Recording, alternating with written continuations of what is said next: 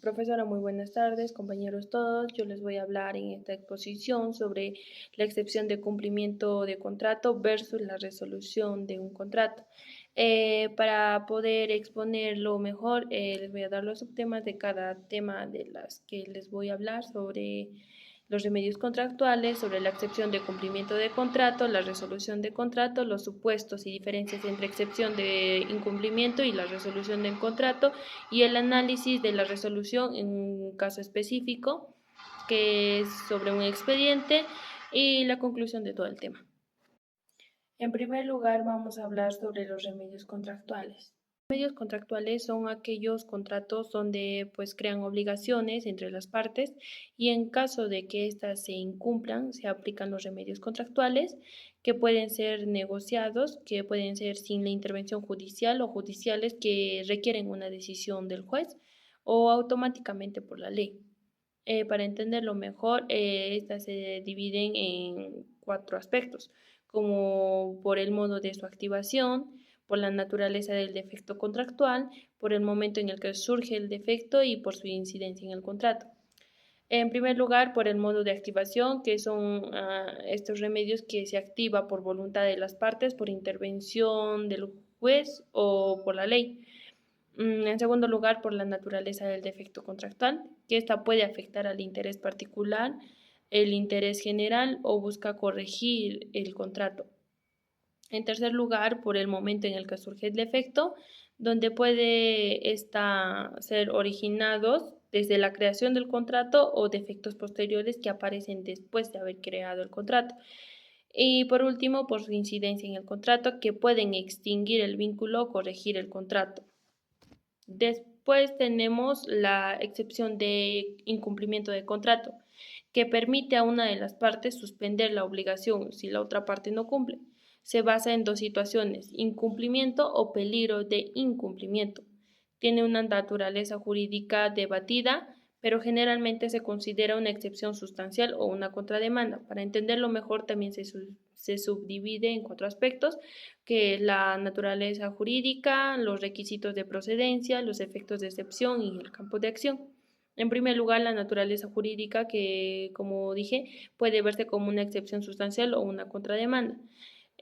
Los requisitos de procedencia.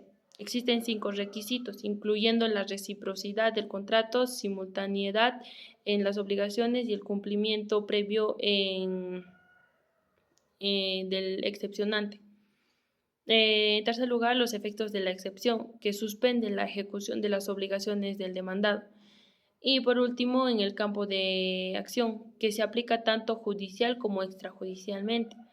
También tenemos la resolución del contrato, que esta permite disolver un contrato debido a un incumplimiento o un evento que altera un equilibrio contractual, que esta puede ser por acuerdo entre las partes o por acuerdo de la ley. Aquí podemos ver que existen los presupuestos, los efectos de la resolución, el carácter de la acción resolutoria. En los presupuestos, las partes requiere que una de ellas, que es la afectada, cumpla con su obligación y que formalice su solicitud de que está cumplido. En los efectos de la resolución no tienen efectos retroactivos. Se aplican desde que ocurre el evento que causa la resolución. Por último, el carácter de la acción resolutoria es constitutiva, ya que la resolución contractual se disuelve por decisión judicial y no por retroactivamente. Después tenemos los supuestos y diferencias entre la excepción de incumplimiento y la resolución de un contrato. En el análisis de la excepción de incumplimiento y la resolución de contrato no se busca una lista exhaustiva de todos los supuestos y diferencias, sino resalta los aspectos claves para poder entender ambos remedios. Estos aspectos nos permiten que podamos desarrollar y podamos entender en una forma más precisa sobre la resolución de contrato en el contexto de casos específicos en los que, más adelante se va a considerar que es un expediente de los que se va a hablar. En los supuestos podemos entender que en la excepción de incumplimiento, esta busca mantener el contrato, mientras que en la resolución, esta busca disolver el contrato. En las diferencias podemos decir que la excepción de incumplimiento es una medida temporal que suspende las obligaciones, mientras que en la resolución esta extingue las obligaciones y hace que los requisitos para poder aplicar estas varíen bastante. El análisis de la resolución en un caso específico. Hablaremos sobre el expediente número 0155-5 del 2014, donde esta trata sobre la resolución de un contrato de compra-venta de un bien inmueble, donde la parte demandante, o sea, la vendedora cumplió con entregar la propiedad, pero la parte demandada, o sea, la compradora, no pagó el precio completo de lo que pues la vendedora ha sugerido. Pero la parte demandada argumenta que la demanda debe ser desestimada porque la parte vendedora, o sea, la que está demandando, no cumplió con transferir la propiedad, diciendo que esta es una excepción de incumplimiento de contrato al momento de suspender su propia obligación de pago. Esto quiere decir que la parte demandada eh, argumenta que la parte demandante no cumplió con su obligación. En conclusión, sobre todo este tema, podemos decir que los remedios contractuales, como la excepción de incumplimiento y la resolución de contrato, son mecanismos muy diferentes y muy opuestos, ya que tienen diferentes supuestos y diferentes fines, y que su correcta aplicación depende de una comprensión clara del contexto y de los intereses del juego, que en este caso viene a ser el contrato. Muchas gracias.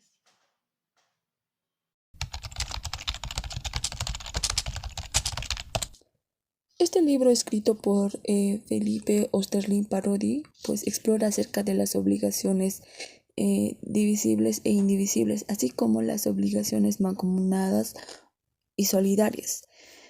Además, nos dice que este legislador de 1984 ha optado por regir estas obligaciones de manera separada. ¿A qué me refiero con esto? Bueno, a continuación les voy a explicar. Ahora, las obligaciones divisibles y mancomunadas, pues estas comparten el principio de dividir o fraccionar lo que son las deudas o los créditos, pero se regulan de forma separada debido a sus orígenes o a su naturaleza distinta.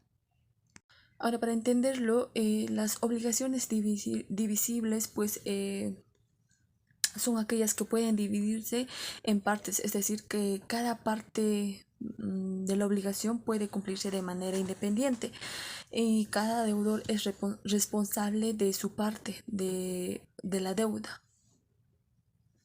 Por ejemplo, imagina que tres amigos deben pagar una deuda de 300 soles. Si la obligación es divisible, pues cada amigo está obligado a pagar su parte proporcional. Bueno, es decir, que cada uno debería pagar 100 soles. Si uno de los amigos no paga, los demás no están obligados a cubrir esa parte de la deuda.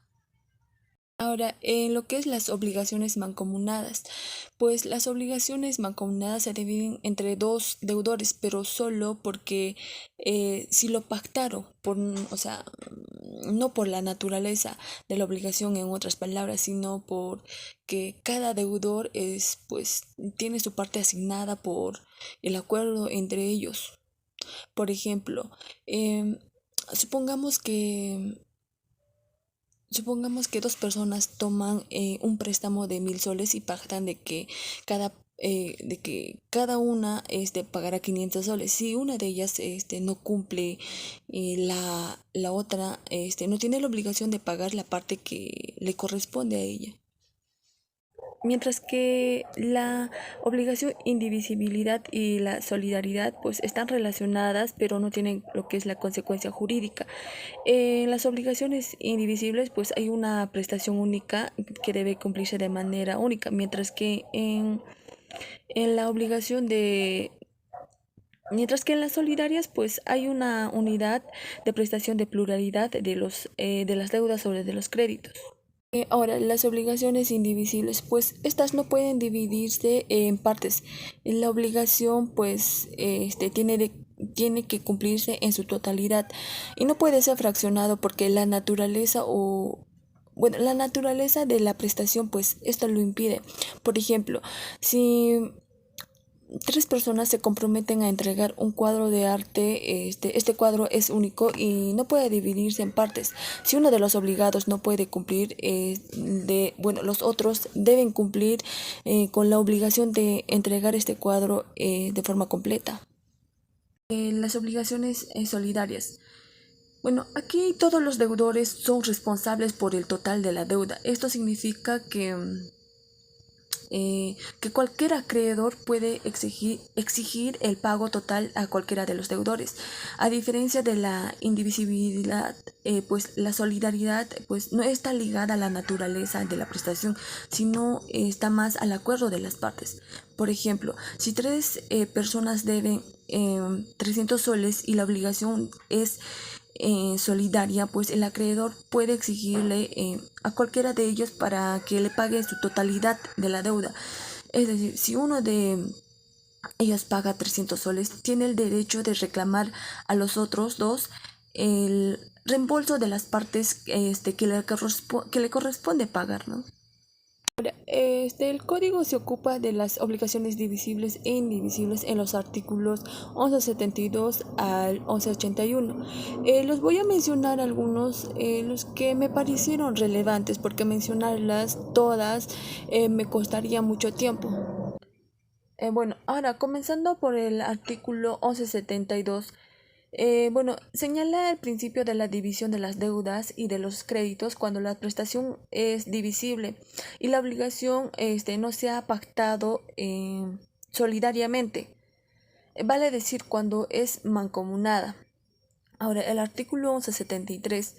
eh, bueno, por su parte presume que la deuda o el crédito se dividen por partes iguales entre los intervinientes en la relación obligacional. Artículo 1175.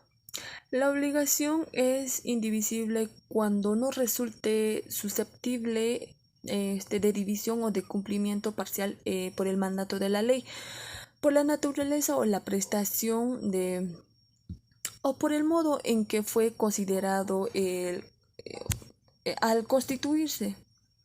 El código se ocupa lo que son las obligaciones mancomunadas y solidarias, los artículos 1183 al 1204. Bueno, ahora en el artículo 1183, pues nos dice que la solidaridad, pues no se presume solo, o sea, no se presume, solo la ley o el título de la obligación es quien la establece de forma expresa. Artículo 1186. Bueno, nos dice que el acreedor puede dirigirse contra cualquier de los deudores solidarios o contra todos ellos simultáneamente, pero las reclamaciones establadas contra uno no serán obstáculo para que posteriormente, o sea, se dirijan contra los demás, ¿no? Mientras que no resulte pagada o sea, la deuda por completo.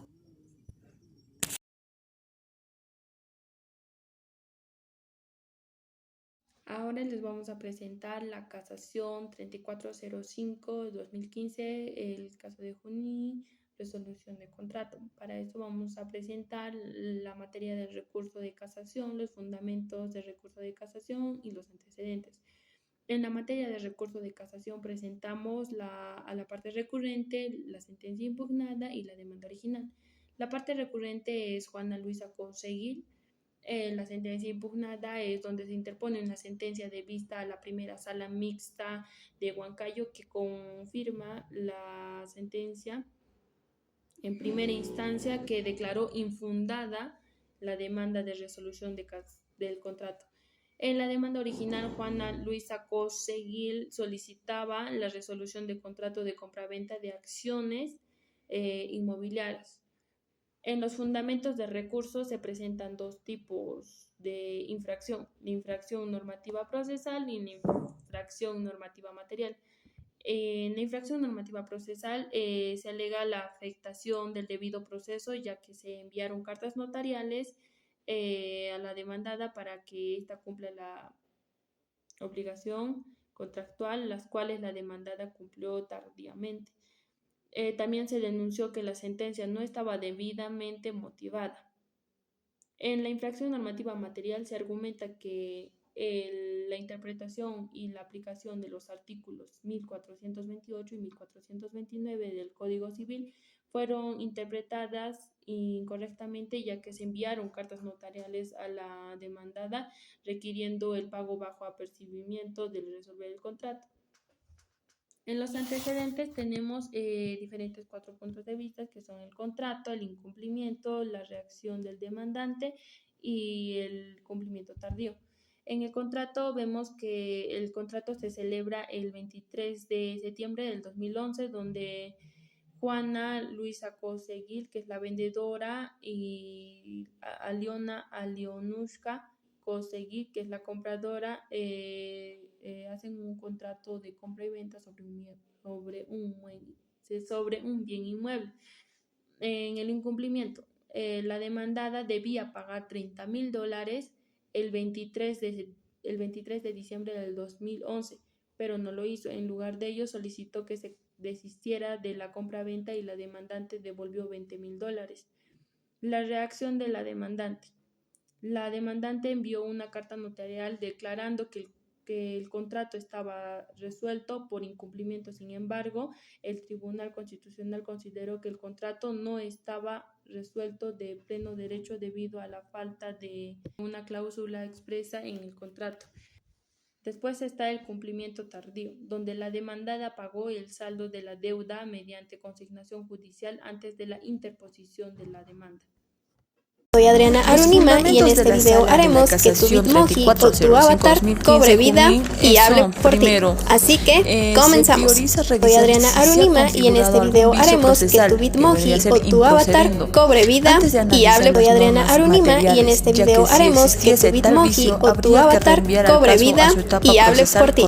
Así que comenzamos. Soy Adriana Arunima y en este video haremos que tu Bitmoji o tu avatar cobre vida y hable. Soy Adriana Arunima y en este video haremos que tu Bitmoji o tu avatar cobre vida y hable. Soy Adriana Arunima y en este video haremos que tu Bitmoji o tu avatar cobre vida y hable. Soy Adriana Arunima y en este video haremos que tu Bitmoji o tu avatar cobre vida y hable. Soy Adriana Arunima y en este video haremos que tu Bitmoji o tu avatar cobre vida y hable. Soy Adriana Arunima y en este video haremos que tu Bitmoji o tu avatar cobre vida y hable. Soy Adriana Arunima y en este video haremos que tu Bitmoji o tu avatar cobre vida y hable. Soy Adriana Arunima y en este video haremos que tu Bitmoji o tu avatar cobre vida y hable. Soy Adriana Arunima y en este video haremos que tu Bitmoji o tu avatar cobre vida y hable. Soy Adriana Arunima y en este video haremos que tu Bitmoji o tu avatar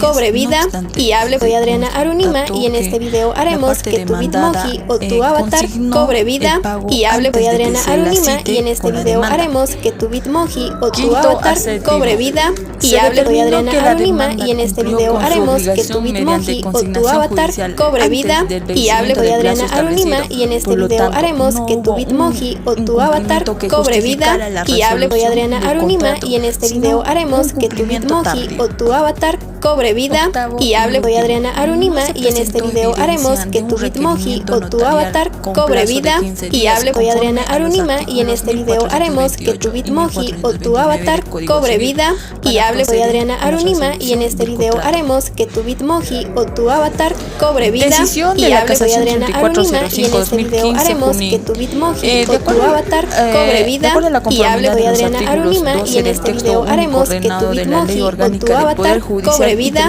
y hable. Soy Adriana Arunima y en este video haremos que tu Bitmoji o tu avatar cobre vida y hable. Soy Adriana Arunima y en este video haremos que tu Bitmoji o tu avatar cobre vida y hable. Soy Adriana Arunima y en este video haremos que tu Bitmoji o tu avatar cobre vida